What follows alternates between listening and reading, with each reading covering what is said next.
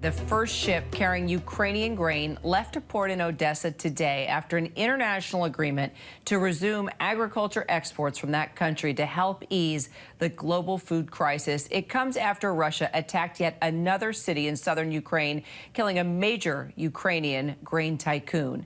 Meantime, Russian President Vladimir Putin announcing the deployment of hypersonic missiles to the Russian Navy in the coming months. National Security Council Coordinator John Kirby reacting to the news in a White House press briefing. We obviously welcome this important step, and we hope to see more ships depart in the coming days to travel onward to world markets with agricultural products such as grain, wheat, sunflower, oil, and corn. The ship left today had something like 26,000 tons of corn. Russia has, of course, weaponized food and has effectively blockaded Ukraine's ports since the beginning of this crisis. And we urge Russia to meet its commitments under this new arrangement, including by facilitating unimpeded exports of agricultural products from Black Sea ports in order to ease the food insecurity around the world. For more, let's bring in ABC News' Patrick Reevell on the ground there in Kyiv, as well as ABC News contributor Steve Ganyard. All right, Patrick, let's start with you. That cargo ship leaving Odessa, you were there as that ship loaded with 26,000 tons of corn. So where is the ship headed now? And let's just talk about how big of a deal this is versus just a few days ago when you and I were talking and this had not happened yet.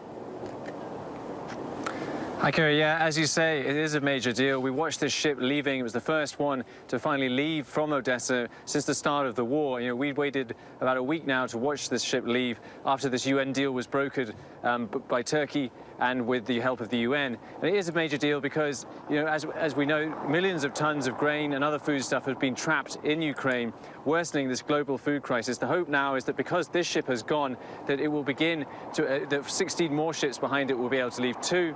And it's going to reach first Turkey and then head on to Lebanon. But I think but it's important to say that while this is, of course, positive, it's very positive that it has happened. You know, that this food crisis that has been worsening is being fueled both by COVID and by climate change. And so experts are telling us, while this is, of course, good news, unfortunately, Russia's war is exacerbating this crisis and the war is going to continue. And that means, unfortunately, while this will help, it will not solve this crisis. And let's talk about this, Steve. As I briefly mentioned, that Putin announced Russia's Navy is now going to get their hands on new hypersonic missiles, describing these systems as the most powerful in the world. Put into perspective how big of a concern this is right now. Frankly, Kira, not a big concern. Why? Because Putin's been talking about this missile since 2018. So, and then if you look at the performance of Russian missiles in Ukraine, they have a hard time hitting targets that they're intended to hit. So, of course, hypersonic has become a buzzword these days. It's something the U.S. doesn't have. It's something that Russia is working on, that China has. It's a very fearsome kind of capability. But I think that the Russian Navy in particular, we saw how quickly the Moskva was sunk, how really incompetent the Russian Navy is, just like the Russian military has proven to be in Ukraine. So the U.S. is always going to be respectful of whatever capability the Russians announce, but so far I don't think this is one that that has them quaking in their boots. Okay. Well, that's good news. Meanwhile, the Ukrainian defense minister did confirm the arrival of the new military aid package from the U.S. earlier today. It consists of the 4 HIMARS systems. Does this stand a chance against Russia's missiles? I think it does, because the HIMARS is actually highly accurate. You know, the Russians do not have the same kind of accuracy. They don't have the same kind of targeting capability. All of the sort of open source intelligence that the Ukrainians have adapted, the kinds of capabilities that the U.S. is giving, where they can very quickly bring up target coordinates on the battlefield, and the Russians just can't do that. Their targeting cycle is much closer to about 2 days. And so the HIMARS can shoot and scoot, as they say, and avoid any kind of counter battery fire. And the HIMARS has been so accurate that it's been able to take out individual communications nodes, command and control centers, ammunition depots.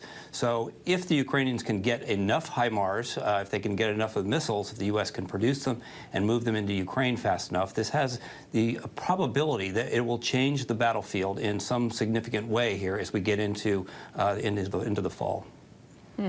And Patrick, now we have talking more about this deadly attack in Mykolaiv. It took place over the weekend. Zelensky calling it one of the most brutal shellings within the eastern region since the war started in February. What more can you tell us?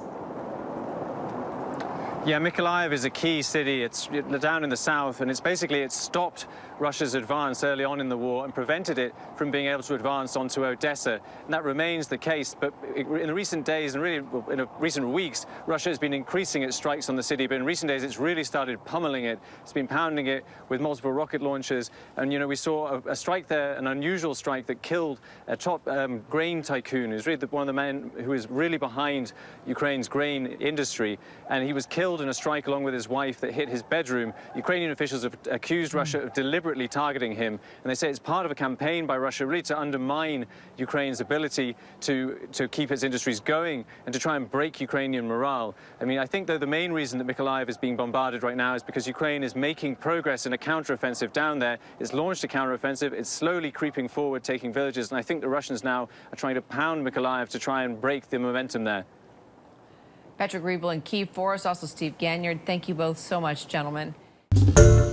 Hi, everyone. George Stephanopoulos here. Thanks for checking out the ABC News YouTube channel. If you'd like to get more videos, show highlights, and watch live event coverage, click on the right over here to subscribe to our channel. And don't forget to download the ABC News app for breaking news alerts. Thanks for watching.